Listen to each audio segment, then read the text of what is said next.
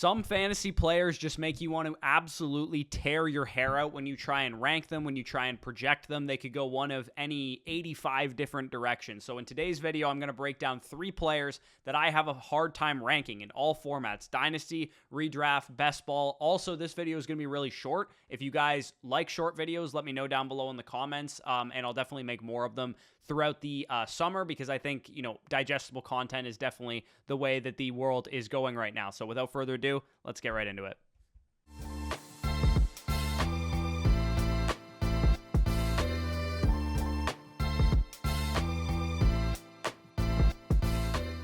All right, the first guy on this list is Amari Cooper, somebody that I find very difficult to rank in Dynasty and Redraft alike. Wide receiver 18 in underdog ADP right now, wide receiver 37 according to Keep Trade Cut in Dynasty leagues. He did finish as the wide receiver 17 in points per game last year, and that makes him, very intriguing this year. Obviously, last year's production could carry over. He was actually wide receiver 13 in points per game with 16.1 points per game in PPR leagues from weeks 1 to 12 when Jacoby Brissett was starting at quarterback. Because when Jacoby Brissett was starting, this offense was moving at a pretty high level. He posted 4 games of over 20 PPR points per game from weeks 1 to 12, and then he did post another one when Deshaun Watson was on the field for a total of 5 on the season last year. Amari Cooper is a talented wide receiver, and you guys know that I believe wholeheartedly in Deshaun Watson's ability to bounce back and play at least as well as Jacoby Brissett played last year, if not much better, into his previous elite level that we saw from his time in Houston. I also think the addition of Elijah Moore, David Njoku, Donovan Peoples-Jones, of course, Nick Chubb on the ground, they all help the offense, and their additions to the passing game as a whole is good for Amari Cooper because he scored 9 touchdowns last year. He scored 8 touchdowns his final year in Dallas, and as much as they might impact his target share, which was actually at a career high level, 26.1% last year, I think those guys can help improve the offense. But he's still Amari Cooper, and that's why I find him difficult to rank, because he does this shit, right? This was actually hilarious when I looked into it. I'm not saying that this, because this is an odd number year coming up, that this will actually reign true and I'm going to be out on Amari Cooper. I just find it funny the second that we buy back into Amari Cooper, he has a disappointing year, and this is what I'm talking about. In 2015, was his rookie year, didn't really have the greatest year. Then in 2016, wide receiver 16 in points per game. 2017, odd number year, wide receiver 31. We were all bought in, and he disappointed. 2018, we were out on him, buy back in because he finishes as wide receiver 21. 2019, he had a good season, but either way you look at it, the fact that this guy performs on even number years is just the reason that he makes you want to pull your hair out. I have him as wide receiver 16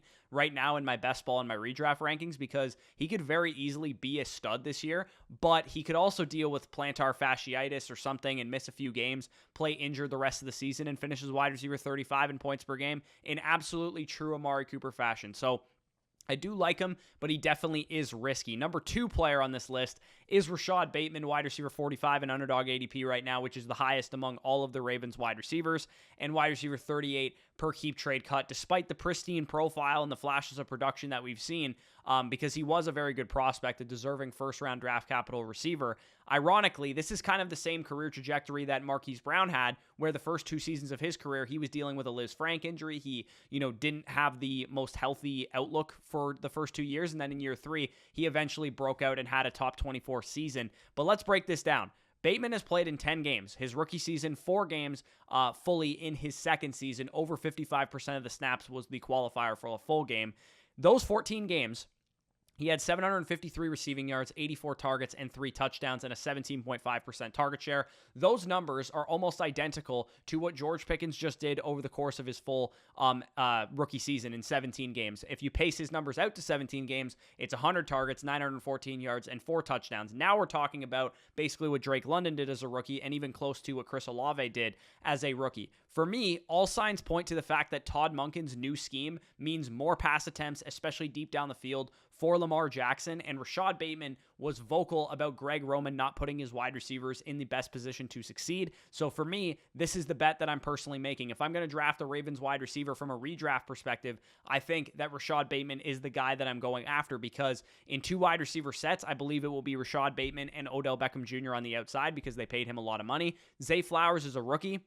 He's probably going to take some time to come along, and also he projects best as the slot receiver among the 3 guys. So the fact that the Ravens were most 2 wide receiver sets in the league last year and the least amount of 3 wide receiver sets in the league is definitely discouraging for Zay Flowers' outlook, but encouraging for Rashod Bateman's outlook. Now, maybe they shift more towards 3 wide receiver sets because Monken is coming in, but either way, I like Rashod Bateman's outlook, but at the same time, he's been injured. He could still struggle with injuries again. The Ravens, even in a new scheme, are probably not going to be the most pass-heavy offense in the world, even if they are more pass-heavy than they've been. And I have him wide receiver 41 in redraft, right now wide receiver 44 in Dynasty, because he still does have a lot of competition for targets. So the upside is there, but like I said, he is very difficult for me to rank, very difficult for me to place, and I'm not exactly sure if I'm in on him or if I'm out on him. The third guy on this list is Cam Akers, who you guys know I've been very much in on for the last couple of years. Running back 22 in underdog ADP right now, running back 23 per keep trade cut, despite the fact that he's barely 24 years old in a contract year. He's so frustrating. I loved him last year. I loved him the year he tore his Achilles before that happened, because he has this uncanny ability to command volume. He just continues to get touches no matter what, no matter how bad he looks in certain stretches, and he showed down the stretch last year that he can be an RB2 or better. Over his final 8 games, he averaged nearly 90 total yards a game, averaged almost 5 yards a carry. He was at 4.8 yards per carry, and also avoided a tackle on 23% of his attempts. He was the RB5 in PFF grade over that stretch, and he averaged 17.25 opportunities per game. Let me also remind you, if you're wondering, that Matthew Stafford didn't play a single game over this stretch, nor did Cooper Kupp, so this offense was at a very, very weak point. We had Baker Mayfield starting games, and, among other quarterbacks, the offensive line was dealing with a bunch of injuries as well. So the fact that he had that level of production, that stretch of commanding volume and getting touches and scoring touchdowns, is very encouraging, knowing that the offense was at a very, very vulnerable state. Sean McVay has recently talked him up, saying that he's had a great offseason. He's going to be a central figure in the offense. He's priming himself to have a great year. He called him a stud. He said he's taking care of himself physically and mentally, and he's really excited for what he can do for the Rams this year. So the fact that McVay is buying back in also makes me want to buy back in a little bit.